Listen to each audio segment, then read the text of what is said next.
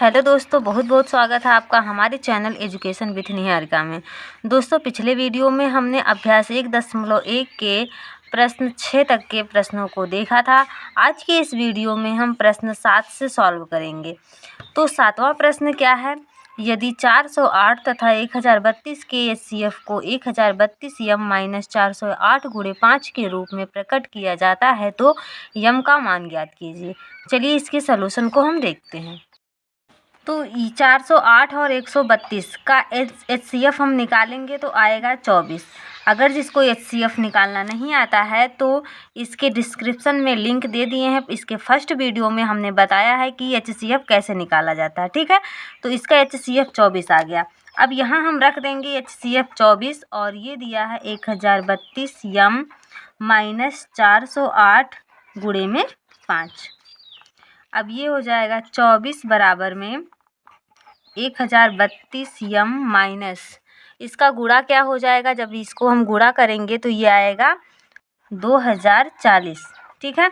अब ये माइनस है, इधर आएगा तो क्या हो जाएगा? प्लस में हो जाएगा। 2040 बराबर में आ जाएगा 1032 यम। इसको जब हम जोड़ेंगे तो ये आ जाएगा 2064। कितना आ जाएगा? 2064। और ये बराबर में हो जाएगा 1032 यम। हमको यम का मान निकालना है, इसको इधर लिख सकते हैं, इसको इधर, उससे कोई मतलब नहीं। तो यम बराबर क्या हो जाएगा?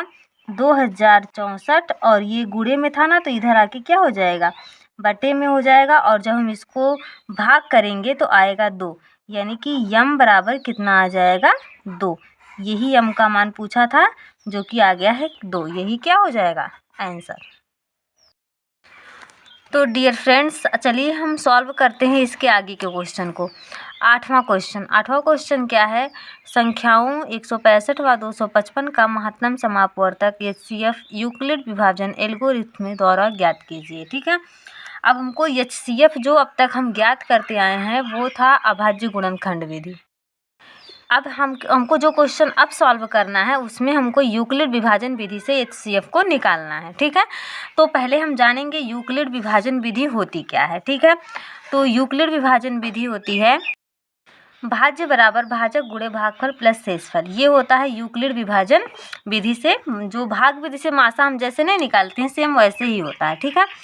तो ये हम जैसे भाग देते हैं वैसे ही देंगे। 165 में 255 से हमको भाग देना है। 255 है और 165 से, तो ये एक बार जाएगा। कितना बार जाएगा? एक बार। तो ये हो जाएगा 165। अब इसको हम माइनस करेंगे तो ये हो जाएगा 0 और यहाँ हो जाएगा, हासिल जाएगा 15, 15 में से 6 गया 9, ये हो जाएगा 90। ये एक स्टेप हो गया। ऐसा हमको तब तक करना है जब तक कि ये शेषफल 0 ना आ जाए। शेषफल 0 तो नहीं आया है, तो इस पहले स्टेप को हम इसी सूत्र के आधार पर लिखेंगे। भाज्य बराबर भाजक गुणे भागफल प्लस शेषफल। तो इसमें भाज्य क्या है? 255 है, बराबर भाजक कितना है? 165 है, और गुणे में भागफल कितना आया है? 1, और प्लस में शेषफल कितना बचा है? 90, ठीक है। इसको हम लिख देंगे फर्स्ट स्टेप। क्या लिख देंगे? फर्स्ट स्टेप या प्रथम चरण लिख सकते हैं, ठीक है। ये हो गया। अब ये अभी तो ये रिमाइंडर यानी कि शेषफल 0 नहीं आया है, ठीक है। तो हम क्या करेंगे? फिर से यही प्रोसेस अपनाएंगे। ये 90 में फिर हम किससे भाग देंगे? 165 में। फिर हम इसको भाग देंगे तो ये कितना बार जाएगा? 2 बार तो ज़्यादा हो जाएगा, 180 आ जाएगा। तो एक ही बार जाएगा भाग। कितना बार? एक ही बार। इसको जब हम घटाएंगे तो 5, और जब हम यहाँ से घटाएंगे तो 16, 16 में से 9 घटेगा तो ये कितना हो जाएगा? 7। अभी भी रिमाइंडर 0 नहीं आया, 75 आ गया। तो फिर एक बार हम इसी तरीके से सेकेंड स्टेप लिख देंगे। यहाँ जब हम लिखेंगे तो अब की बार भाज्य हमारा 165 है, और बराबर में भाजक कितना है? 90 है, और गुणे में भागफल कितना है? 1 है, और प्लस में शेषफल कितना आया है? 75, ठीक है। तो ये हो गया। अब हम तीसरा स्टेप अभी जब तक करेंगे जब तक कि शेषफल 0 ना आ जाए। तो तीसरा स्टेप में हम क्या करेंगे? ये 75 आया है और इससे हम भाग देंगे कितने में? 90 में, ठीक है। तो चलिए देते हैं। तो ये भी एक ही बार जाएगा। 75 एकम 75। तो ये जब घटेगा तो ये हो जाएगा 5, और यहाँ हो जाएगा 1, 15। तो इसको हम तीसरे स्टेप में यानी कि थर्ड स्टेप में हम लिखेंगे क्या? अब की बार भाज्य कितना है? 90, और भाजक कितना है? 75, और गुणे भागफल कितना है 1 और शेषफल कितना आया है 15। ठीक है, अभी भी 15 शेषफल बचा है। हमको जब तक ये करना है ये स्टेप, जब तक कि शेषफल 0 ना आ जाए। ठीक है, तो चलिए इसको आगे हल करते हैं हम। अब की बार ये क्या करना है 15 और 15 में किससे भाग देना है 75 से। तो ये कितना बार जाएगा, तो ये 5 बार गया, 15 × 5 = 75। अब की बार शेषफल कुछ नहीं बचा, शेषफल कितना आ गया 0। जब शेषफल 0 आ गया तो जिस संख्या के कटने से शेषफल 0 आया क्या है ये 15, तो इसका जो HCF आएगा वो क्या आएगा 15 आएगा। यही हमारा क्या हो जाएगा आंसर। ये HCF हम निकाले हैं किस विधि से, यूक्लिड विभाजन विधि से, यानी कि यूक्लिड विभाजन एल्गोरिथम की विधि से ये HCF निकला है। और ये एक क्वेश्चन कक्षा 10 यूपी बोर्ड या कोई भी बोर्ड हो उसमें एक क्वेश्चन ज़रूर पूछता है। तो 8 तक के क्वेश्चन को हमने सॉल्व कर लिया है। अब हम 9वें क्वेश्चन को सॉल्व करेंगे। 9वां क्वेश्चन है संख्याओं 272 व 1032 का महत्तम समापवर्तक यूक्लिड एल्गोरिथम द्वारा ज्ञात कीजिए। फिर से जैसे हमारा 8वां क्वेश्चन था वैसे ही हमारा 9वां भी क्वेश्चन है। तो चलिए आइए इसको भी हम सॉल्व करके देखते हैं कितना आंसर आता है। चलिए फ्रेंड्स 9वें क्वेश्चन को हम सॉल्व करते हैं। ठीक है, ये 272 है और ये 1032, इसको हमको यूक्लिड एल्गोरिथम द्वारा हमको क्या निकालना है HCF, क्या निकालना है HCF। ठीक है, तो यहाँ क्या हो जाएगा, इसको हम कितना बार ले जा सकते हैं, ये 272 है, ये 3 बार, लगभग कितना बार जाएगा 3 बार। और ये आएगा 816, कितना आएगा 816। और जब हम इसको घटाएंगे तो यह आ जाएगा 6 और यहाँ आ जाएगा 1 और यहाँ कितना आ जाएगा 2। ठीक, और अब यहाँ देखिए ये तब तक करना है जब तक कि शेषफल 0 ना आ जाए। अभी तो शेषफल 0 नहीं आया है, तो हम इसको लिखेंगे भाज्य बराबर सूत्र पिछले क्वेश्चन में जैसे किए थे ना सेम वैसे ही है। भाज्य कितना है 1032 बराबर भाजक कितना है 272 और गुणे में भागफल कितना है 3 और प्लस में शेषफल कितना आ गया है 216। ठीक है, ये हो गया फर्स्ट स्टेप। ठीक है, अब फिर हम सेकेंड स्टेप करेंगे क्योंकि अभी तो शेषफल 0 आया नहीं है। सेकेंड स्टेप में हम क्या करते हैं, ये जो 216 है और यहाँ 272 है, इससे हम क्या करेंगे फिर से भाग देंगे। तो ये जाएगा एक ही बार जाएगा क्योंकि 2 बार ज़्यादा हो जाएगा, तो एक ही बार जाएगा। और इसको जब हम माइनस करेंगे तो आ जाएगा कितना 56। ठीक है, अभी भी शेषफल 0 नहीं आया तो फिर से वही काम, भाज्य बराबर यानी कि 272 बराबर भाजक कितना है 216 गुणे भागफल कितना है 1 प्लस में शेषफल कितना आया है 56। ठीक है, फिर से हम वही प्रोसेस करेंगे। 56 को अब की बार 216 से भाग देंगे तो ये जाएगा कितना बार 3 बार लगभग जाएगा, कितना बार 3 बार आ जाएगा कितना 168। ठीक है, देखिए गुणा करिए 3 × 6 = 18 का 8 हासिल 3 × 5 = 15 1 16।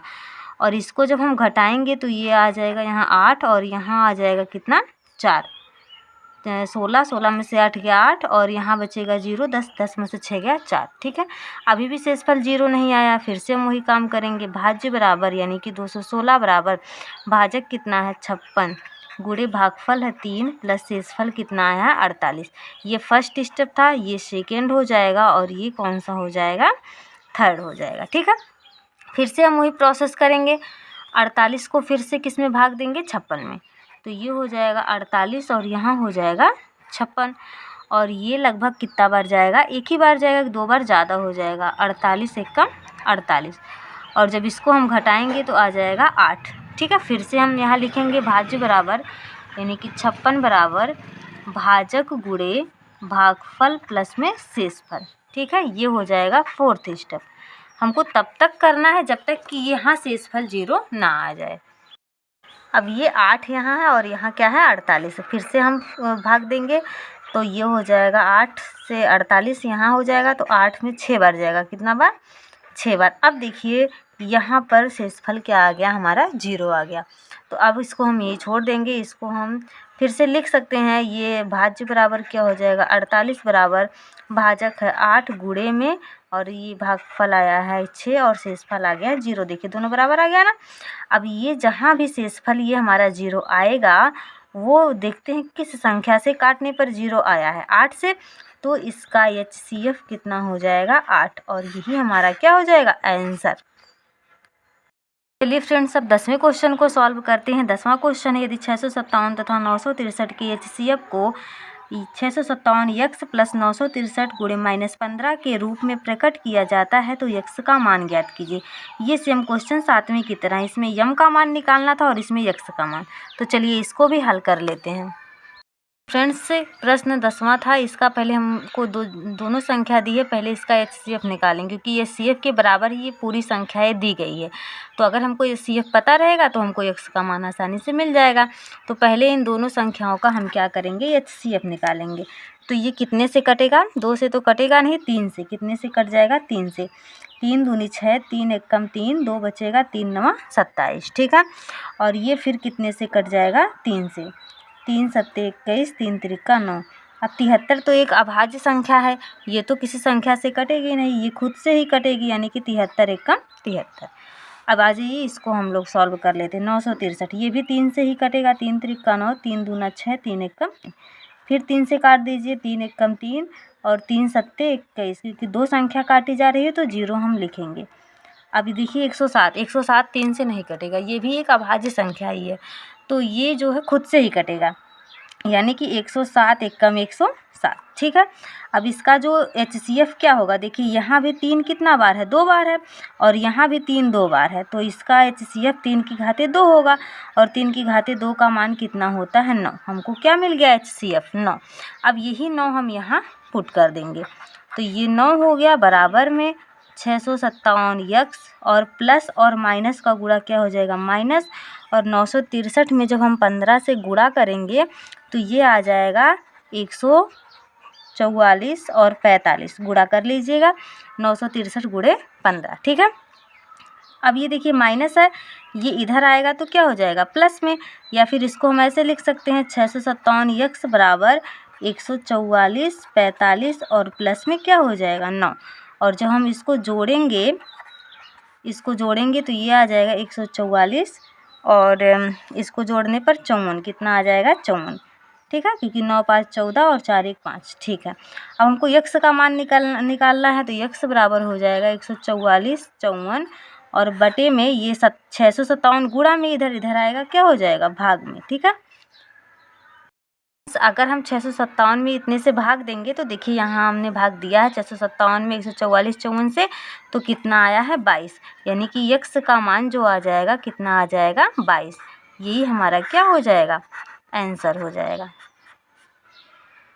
10वें क्वेश्चन के बाद फ्रेंड्स अब हम 11वें क्वेश्चन को हल करेंगे। 11वां क्वेश्चन क्या है, वह महत्तम संख्या ज्ञात कीजिए जो 245 या 1029 को विभाजित करने पर प्रत्येक स्थिति में शेषफल 5 देती। ये बहुत ही इम्पॉर्टेंट क्वेश्चन है, ऐसे क्वेश्चन पेपर में आते हैं कि शेषफल इतना बचता है।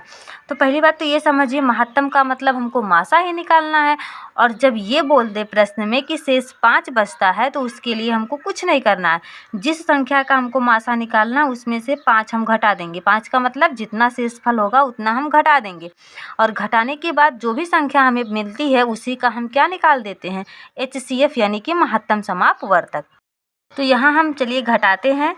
जब इसमें से 5 घटाएंगे तो ये हो जाएगा 240, और इसमें से जब 5 घटाएंगे तो ये आ जाएगा 1024। अब इसी का हमको क्या निकाल देना है, HCF। फ्रेंड्स, जो है इसमें प्रश्न में कुछ नहीं बोला, हमको किसी विधि से निकालना है, तो आप इसका आंसर HCF किसी भी विधि से निकाल सकते हैं, या अभाज्य गुणनखंड विधि या यूक्लिड विभाजन विधि से, ठीक है। हमने आपको दोनों विधि बताया है, अच्छे तरीके से समझाया है, इसीलिए ये क्वेश्चन हम आपको होमवर्क में दे रहे हैं, और इसका आंसर आप हमें कमेंट बॉक्स में ज़रूर बताइएगा, और अगर ना भी लगे ये सवाल तो भी बताइएगा कमेंट बॉक्स में, ताकि हम अगले वीडियो में आपको इसका सलूशन बता सकें। फ्रेंड्स, आई होप आपको ये सारे क्वेश्चन समझ में आए होंगे, और यदि क्वेश्चन समझ में आया हो तो प्लीज़ वीडियो को लाइक करिएगा, चैनल को सब्सक्राइब करके नोटिफिकेशन को ऑन कर लीजिएगा, ताकि जब भी हम कोई वीडियो अपलोड करें तो आप तक सबसे पहले जानकारी मिले। फ्रेंड्स, एक प्यारा सा कमेंट ज़रूर करिएगा, क्योंकि आपका कमेंट और आपका जो लाइक करना होता है वही हमको मोटिवेट करता है, और आपके इसी मोटिवेशन के कारण हम आपको पढ़ा पा रहे हैं। तो प्लीज़ वीडियो को लाइक और चैनल को सब्सक्राइब करके अपना प्यार हमको ज़रूर दीजिए।